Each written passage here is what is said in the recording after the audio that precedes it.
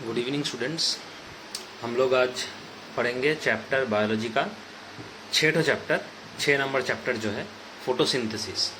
तो फोटोसिंथेसिस के बारे में तो पता ही है, फोटोसिंथेसिस क्या है।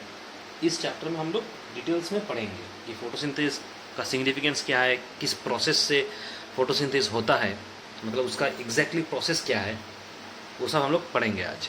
ठीक है, तो बेसिक चीज़ से स्टार्ट करते हैं। फोटोसिंथेसिस क्या है? फोटोसिंथेसिस एक प्रोसेस है जिस प्रोसेस से प्लांट अपना खाना खुद ही प्रिपेयर करता है। It is a process of preparing food by the plants itself, है ना। तो इसी को फोटोसिंथेसिस कहते हैं। हम लोग लिखेंगे it is a process, it is a process of preparing food by the plants itself। ठीक है, प्लांट खुद के खाने को खुद ही प्रोड्यूस करता है, उस प्रोसेस को फोटोसिंथेसिस कहा जाता है। ठीक है, अब खाना तो सभी के लिए ज़रूरी है, जैसे प्लांट के लिए ज़रूरी है वैसे एनिमल के लिए ज़रूरी है, हम लोगों के लिए भी ज़रूरी है। मतलब जितना भी लिविंग ऑर्गेनिज्म है हर एक के लिए खाना बहुत ज़रूरी है। लेकिन डिफरेंस क्या है? हम खाने के लिए डिपेंड करते हैं, हम लोग खाने के लिए डिपेंड करते हैं, एनिमल्स और हम लोग खाने के लिए डिपेंड करते हैं। किसके ऊपर? प्लांट के ऊपर डिपेंड करते हैं, या तो डायरेक्टली या तो इनडायरेक्टली। लेकिन प्लांट किसी के ऊपर डिपेंड नहीं करता, प्लांट अपना खुद का खाना खुद ही प्रोड्यूस कर लेता है। वो तुम्हारा डिपेंडेंट नहीं है किसी के ऊपर, वो सेल्फ डिपेंडेंट है, खुद के ऊपर डिपेंड करता है और किसी के ऊपर डिपेंड नहीं करता है। खुद का खाना खुद प्रोड्यूस करता है, मतलब प्लांट एक सेल्फ डिपेंडेंट है, वो किसी के ऊपर डिपेंड नहीं करता। लेकिन हम लोग डिपेंड करते हैं, है ना, प्लांट के ऊपर डिपेंड करते हैं। इसलिए प्लांट को कहा जाता है सेल्फ फूड प्रोड्यूसर, खुद का खाना खुद ही प्रोड्यूस कर लेता है। इसीलिए ये प्लांट जो है इसको कहा जाता है self food producers, self food producers. आया समझ में? अच्छा, अब हम लोग देखेंगे कि ये जो फोटोसिंथेसिस है, ये फोटोसिंथेसिस क्या है। ठीक है, ये तो बेसिक सा डिफिनेशन हम बता दिए फोटोसिंथेसिस का। ठीक है, लेकिन अगर और थोड़ा सा विस्तार से बताएंगे तो क्या होगा कि फोटोसिंथेसिस प्रोसेस में तुमको बताना पड़ेगा कि चाहिए क्या होता है एग्जैक्टली। फोटोसिंथेसिस प्रोसेस कुछ तो चाहिए होगा ना, रॉ मटेरियल्स कुछ तो चाहिए। प्रोसेस है खाना प्रिपेयर करना, ये तुमको भी मालूम है, हर एक को मालूम होगा। ठीक है, लेकिन और थोड़ा अगर डिटेल्स में पढ़ोगे कि फोटोसिंथेसिस प्रोसेस में तुम्हें एक्चुअली चाहिए क्या, रॉ मटेरियल्स क्या है, what are the raw materials, ये भी पता है, हम लोग बहुत बार पढ़े हैं फोटोसिंथेसिस। रॉ मटेरियल्स क्या चाहिए? 2 रॉ मटेरियल चाहिए, एक है कार्बन डाइऑक्साइड, दूसरा है पानी। एक है कार्बन डाइऑक्साइड, दूसरा है पानी। मतलब प्लांट क्या करता है, एटमॉस्फेयर से कार्बन डाइऑक्साइड ले लेता है और in return oxygen gas provide करवाता है, और क्या करता है, मिट्टी के नीचे से रूट की मदद से पानी एब्सॉर्ब कर लेता है। तो उसको पानी भी मिल गया, कार्बन डाइऑक्साइड भी मिल गया। ठीक है, अब इन दोनों को रॉ मटेरियल की तरह यूज़ करता है, और सनलाइट भी होता है। इस तरीके से फोटोसिंथेसिस प्रोसेस वो करता है, मतलब खाना को प्रिपेयर करता है, synthesise food. The plant is synthesising food from carbon dioxide and the water. ठीक है, in the presence of sunlight, जिसमें कि क्या रहता है, क्लोरोफिल रहता है। ये भी तो पढ़े हो, क्लोरोफिल रहता है। और सनलाइट में क्या रहता है, लाइट एनर्जी रहता है, ये भी चाहिए। तो ये दोनों के एक्सटर्नल फैक्टर्स कहा जाता है। एक्सटर्नल फैक्टर्स ये भी ज़रूरत है, जैसे रॉ मटेरियल ज़रूरत है वैसे एक्सटर्नल फैक्टर्स की भी ज़रूरत है। एक्सटर्नल फैक्टर्स क्या है? सनलाइट, ये एक्सटर्नल फैक्टर्स है। इसमें क्या रहता है, लाइट एनर्जी रहता है। ठीक है, क्योंकि सनलाइट नहीं रहेगा तो फोटोसिंथेसिस प्लांट नहीं कर पाएगा, क्योंकि प्लांट का लीफ में जो क्लोरोफिल रहता है वो क्लोरोफिल इस सनलाइट की वजह से एक्टिवेट होता है, और वही आगे जाके इस प्रोसेस को फर्दर प्रोसीड करता है। मतलब क्या हुआ कुल मिला के कि प्लांट CO2 मतलब कार्बन डाइऑक्साइड और पानी के साथ जो एक्सटर्नल फैक्टर है सनलाइट, इसके प्रेजेंस में क्लोरोफिल एक्टिव होता है और अपना खाना खुद प्रोड्यूस करता है, जिसको हम लोग कहते हैं फोटोसिंथेसिस। तो ये विस्तार से लिखना पड़ेगा। ठीक है, तो ये यहाँ तक देख लिए। अब हम लोग पढ़ेंगे कि इसका इंपॉर्टेंस क्या है। फोटोसिंथेसिस तो पढ़े, लेकिन इसका इंपॉर्टेंस क्या है, क्यों फोटोसिंथेसिस इतना इंपॉर्टेंस है। पहला इसका दो इंपॉर्टेंस है एक्चुअली। पहला वाला होगा खाना प्रोड्यूस करना सभी के लिए, सिर्फ खुद के लिए नहीं, सभी के लिए, फूड फॉर ऑल। क्योंकि प्लांट जो खाना प्रोड्यूस करता है वो खुद तो खाता ही है, लेकिन हम लोगों के लिए भी तो प्रोड्यूस करता है ना। क्योंकि अगर नहीं करता तो हम लोग कैसे डिपेंडेंट होते प्लांट के ऊपर। हम लोग भी तो प्लांट के ऊपर डिपेंड करते हैं ना, हम लोग करते हैं, एनिमल्स करता है। तो सबके लिए खाना प्रोड्यूस करता है, खुद के लिए भी करता है, हर के लिए करता है। ये पहला इंपॉर्टेंट है। दूसरा इंपॉर्टेंस है ऑक्सीजन फॉर ऑल। या ऑक्सीजन टू ब्रीद इन। जब थोड़ी देर बाद फोटोसिंथेसिस को हम लोग देखेंगे कि किस प्रोसेस से होता है, तो हम लोग देखेंगे कि फोटोसिंथेसिस प्रोसेस में दो चीज़ें प्रोड्यूस होता है, उनमें से एक है ऑक्सीजन। ये तो रॉ मटेरियल्स हो गया, कार्बन डाइऑक्साइड और पानी चाहिए होता है प्लांट को फोटोसिंथेसिस प्रोसेस करने के लिए, ये दो चाहिए होता है। लेकिन आफ्टर फोटोसिंथेसिस जो प्रोड्यूस होता है, जो मिलता है हम लोगों को, उनमें से एक है ऑक्सीजन। ठीक है, अब अगर फोटोसिंथेसिस नहीं होगा तो ऑक्सीजन नहीं मिलेगा, और ऑक्सीजन नहीं मिला तो क्या होगा, ये हमको ही पता है, तुमको ही पता है, सभी को पता है कि ऑक्सीजन के वजह से ही हम लोग जिंदा रहते हैं, है ना। हम लोग एनिमल सब जिंदा रहते हैं ऑक्सीजन की वजह से ही। तो ऑक्सीजन अगर नहीं मिलेगा तो बात ही खत्म। ठीक है, अच्छा, तो पहले पॉइंट में आते हैं फूड फॉर ऑल। खाना सभी के लिए प्रोड्यूस किया जाता है। फोटोसिंथेसिस प्रोसेस में जो खाना प्रोड्यूस होता है वो अल्टीमेटली क्या, एक सोर्स ऑफ एनर्जी है सभी के लिए, क्योंकि खाना को ही हम लोग सोर्स ऑफ एनर्जी मानते हैं, क्योंकि जो तुम खाना खाते हो उसी से तुम लोगों को एनर्जी मिलता है। किसी को भी, हम लोगों को, प्लांट को या एनिमल्स को, चाहे किसी को, कोई भी लिविंग ऑर्गेनिज्म, उसको एनर्जी मिलता है खाने से। बिना खाने से एनर्जी उसको नहीं मिलेगा, इसलिए खाना को कहा जाता है सोर्स ऑफ एनर्जी। तो खाना सभी के लिए प्रोड्यूस होता है, जो कि एक सोर्स ऑफ एनर्जी है for all the living organism. तो ये पहला इंपॉर्टेंस फैक्टर हो गया कि अगर फोटोसिंथेसिस प्रोसेस नहीं रहेगा तो खाना सभी के लिए प्रोड्यूस नहीं होगा, और अगर खाना सभी के लिए प्रोड्यूस नहीं होगा तो सबको एनर्जी भी नहीं मिलेगा और कोई ज़िंदा भी नहीं रह पाएगा अल्टीमेट। तो ये पहला इंपॉर्टेंस हो गया फूड फॉर ऑल। दूसरा, oxygen to breathe in. Photosynthesis process में जो प्रोड्यूस होता है, जो हमें मिलता है, उनमें से एक है ऑक्सीजन, और ऑक्सीजन सर्वाइव करने के लिए बहुत ही नेसेसरी है। ठीक है, क्योंकि oxygen supports all the life on the earth. Earth में जितना भी लाइफ है, चाहे वो एनिमल से, ह्यूमन बींग से, सबको ऑक्सीजन चाहिए ही चाहिए जिंदा रहने के लिए। तो ऑक्सीजन अगर नहीं मिलेगा तो मर जाएगा। तो फोटोसिंथेसिस प्रोसेस में ऑक्सीजन भी मिलता है, जो कि ज़रूरत है। तो यही दो इम्पॉर्टेंस फैक्टर हो गया फोटोसिंथेसिस का। ठीक है, अच्छा, उसके बाद देखो, जो जो सिलेबस में तुम लोगों का है हम लोग उसी को डिस्कस करेंगे। ठीक है, कुछ कुछ आउट ऑफ सिलेबस भी है इस चैप्टर का टॉपिक, उसको हम लोग स्किप कर जाएंगे। ठीक है, हम लोग क्या पढ़े थे, क्लोरोफिल के बारे में पढ़े थे ना। क्लोरोफिल, ये टर्म हम लोग थोड़ा देर पहले बोले थे। क्लोरोफिल ये एक तरीके का पिगमेंट होता है, एक तरीके का ये पिगमेंट ग्रीन कलर का होता है, एक तरीका पिगमेंट जो लीफ में रहता है। It is a green colour pigment जो प्लांट में हम लोगों को मिलेगा। और अच्छी तरीके से तुम पढ़ोगे तो प्लांट का किस हिस्से में मिलेगा, लीफ में ये रहता है, एक ग्रीन कलर का पिगमेंट होता है। ठीक है, सनलाइट के वजह से ये जो ग्रीन कलर का पिगमेंट है, ये ग्रीन कलर का पिगमेंट एक्टिवेट हो जाता है और अपना काम शुरू करता है, जिसके वजह से फोटोसिंथेसिस भी और आगे बढ़ेगा। जो प्रोसेस है फोटोसिंथेसिस और भी आगे बढ़ पाता है। मतलब फोटोसिंथेसिस प्रोसेस में इस क्लोरोफिल का बहुत ज़्यादा इंपॉर्टेंट है।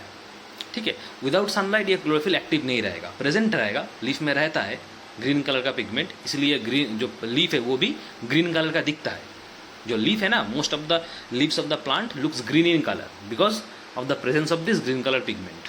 अब ग्रीन कलर पिगमेंट जो क्लोरोफिल है वो सनलाइट की वजह से एक्टिवेट होता है और अपना काम शुरू करता है, मतलब फोटोसिंथेसिस प्रोसेस में इन्वॉल्व हो जाता है। विदाउट सनलाइट ये एक्टिवेट नहीं होगा। तो बेसिकली ये ग्रीन कलर का पिगमेंट है। ठीक है, ये पढ़ लो ना। अच्छा, अब हम लोग क्या बोले, फोटोसिंथेसिस प्रोसेस में हम लोग को मिलता क्या है, ऑक्सीजन मिलता है। ठीक से याद करो, फोटोसिंथेसिस प्रोसेस में हम लोग को मिलता क्या है, ऑक्सीजन मिलता है। ठीक है, और फोटोसिंथेसिस प्रोसेस में प्लांट को चाहिए क्या होता है, कार्बन डाइऑक्साइड चाहिए होता है और पानी चाहिए होता है, ये दो चाहिए। ठीक है, तो हम सिर्फ कार्बन डाइऑक्साइड का बात कर रहे हैं अभी। देखो, दो चाहिए, दो रॉ मटेरियल्स चाहिए, कार्बन डाइऑक्साइड चाहिए और पानी चाहिए, लेकिन अभी फिलहाल हम कार्बन डाइऑक्साइड की बात कर रहे हैं। तो बेसिकली क्या हुआ कि फोटोसिंथेसिस प्रोसेस में प्लांट को carbon dioxide as a raw material चाहिए और ऑक्सीजन वो वापस आफ्टर फोटोसिंथेसिस हम लोग को प्रोवाइड करेगा। ठीक है, मतलब क्या होता है, कार्बन डाइऑक्साइड प्लांट के अंदर घुसता है और ऑक्सीजन आफ्टर फोटोसिंथेसिस बाहर निकालता है। मतलब एक गैस एक्सचेंज हो रहा है, दो गैसेस एक्सचेंज हो रहा है ना। अब ये जो एक्सचेंज है ये कहाँ पे होता है, प्लांट कहाँ पे होता है, ये एक्सचेंज होता है प्लांट का लीफ के अंदर। ये जो प्लांट का जो लीफ है, इस लीफ के अंदर ये दो गैसेस एक्सचेंज होता है। लीफ के अंदर रहता है बहुत ही छोटा छोटा पोर्स, टाइनी पोर्स रहता है, जिसको बोला जाता है स्टोमाटा। ये स्टोमाटा बेसिकली क्या है, tiny pores. These are the tiny pores present on the surface of the leaf. लिख लेना इसको, stomata are the tiny pores present on the surface of the leaves. Leaf के सरफेस के ऊपर ये छोटा छोटा पोर्स रहता है। ये बेसिकली एक्चुअली होल है, छोटा छोटा होल है। अगर माइक्रोस्कोप से व्यू किया जाएगा तो ये लगेगा कि बहुत छोटा छोटा होल है। ठीक है, इसको स्टोमाटा कहा जाता है। और ये टाइनी पोर्स है जिसके थ्रू ये दो गैसेस एक्सचेंज होता है। कार्बन डाइऑक्साइड गैस अंदर जाता है फोटोसिंथेसिस के लिए, और फोटोसिंथेसिस होने के बाद, खाना प्रोड्यूस होने के बाद ऑक्सीजन गैस इस पोर से बाहर निकलता है। मतलब एक ही पोर से दो गैसेस एक्सचेंज होता है, एक ही पोर से दो गैसेस एक्सचेंज होता है। ठीक है, अब ये जो स्टोमाटा के थ्रू दो गैसेस एक्सचेंज हो रहा है, यहाँ पे जानना पड़ेगा कि ये जो पोर्स है जिसको हम लोग स्टोमाटा कहते हैं, ये स्टोमाटा ओपन रहता है, ये स्टोमाटा ओपन रहता है during the day time, during the day time ये स्टोमाटा ओपन रहता है, और जब रात हो जाता है तब ये स्टोमाटा क्लोज हो जाएगा।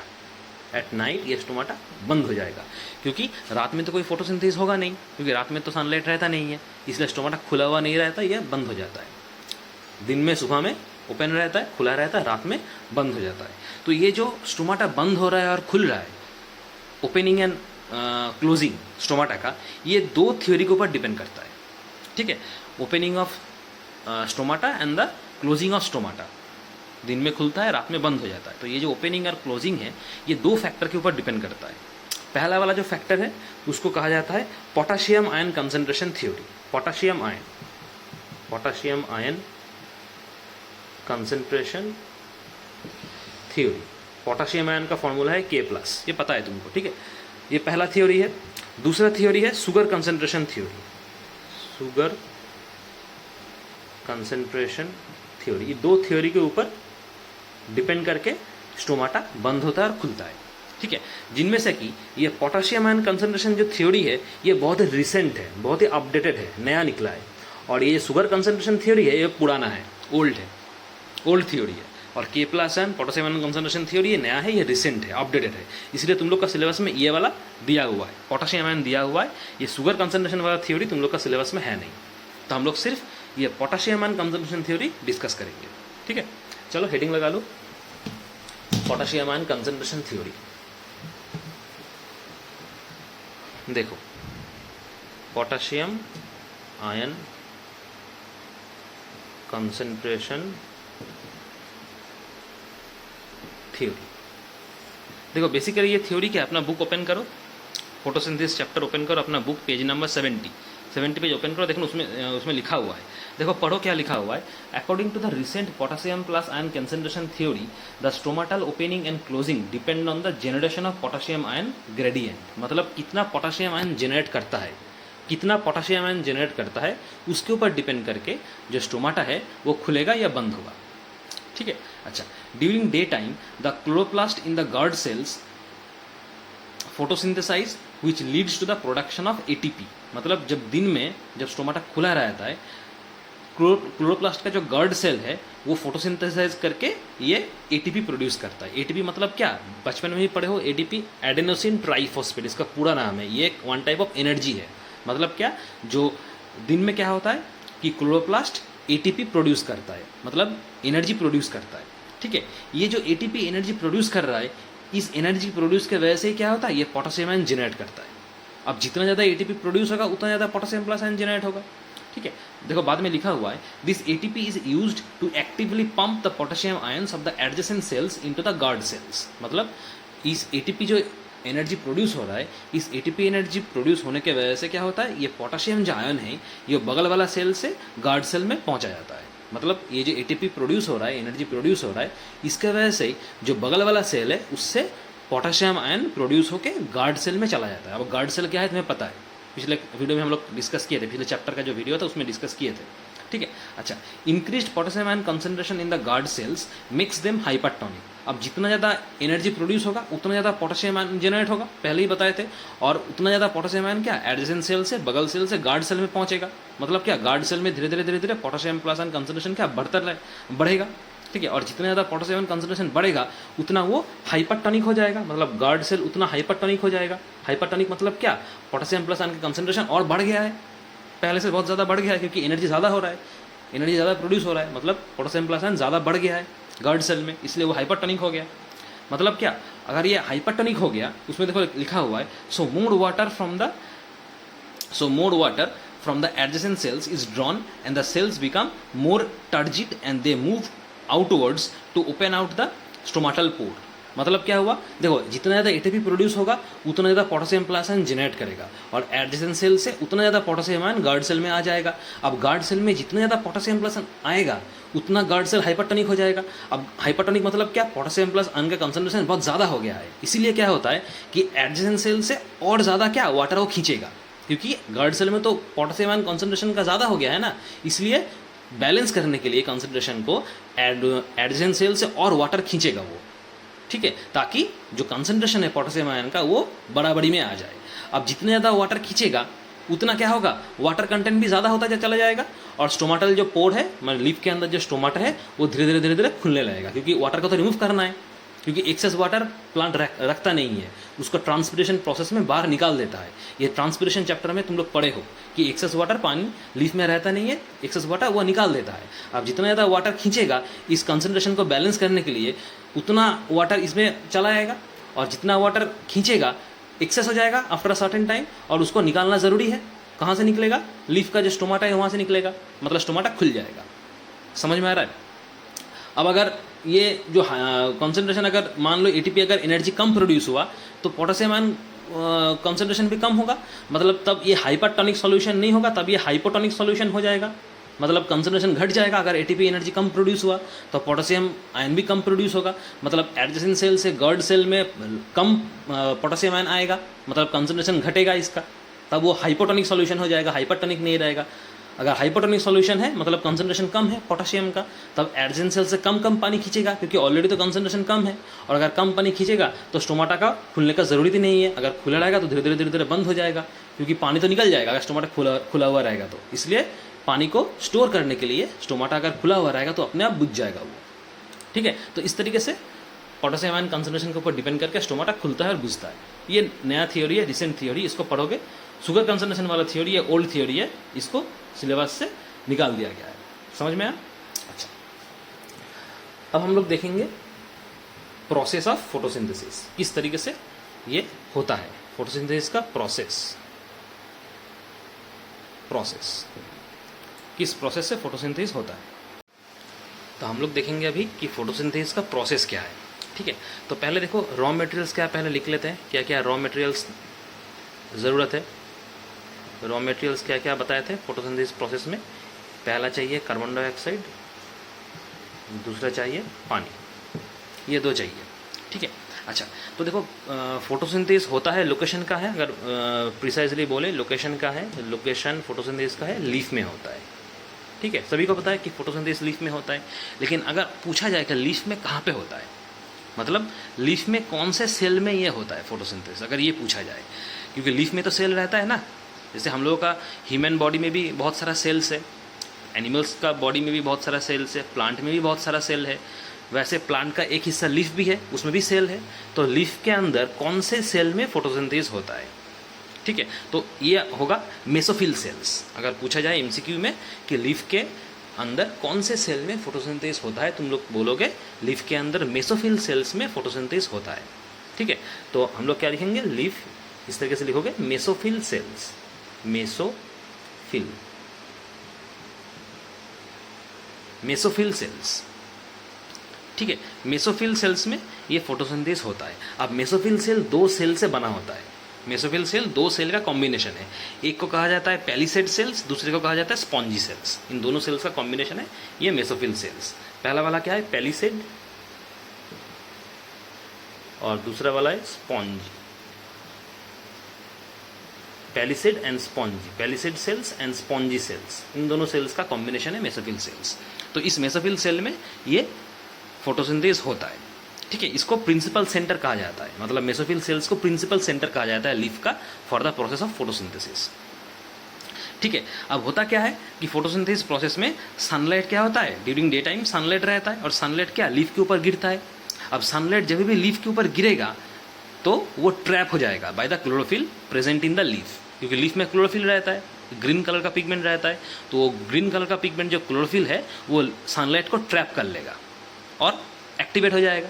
क्योंकि सनलाइट में क्या रहता है, लाइट एनर्जी रहता है। सनलाइट से क्या मिलता है, लाइट एनर्जी मिलता है, प्लांट को सनलाइट से लाइट एनर्जी मिलता है, ठीक है। और जब भी सनलाइट लीफ के ऊपर गिरेगा तो वो लाइट एनर्जी क्लोरोफिल क्या करेगा, ट्रैप कर लेगा और खुद एक्टिवेट हो जाएगा और अपना काम शुरू करेगा। क्योंकि ये जो क्लोरोफिल है लाइट एनर्जी की वजह से एक्टिवेट हो जाता है और लाइट एनर्जी को ट्रैप कर लेता है, मतलब एब्जॉर्ब कर लेता है, क्योंकि ये एनर्जी आगे जाके फोटोसिंथेसिस प्रोसेस में काम आता है।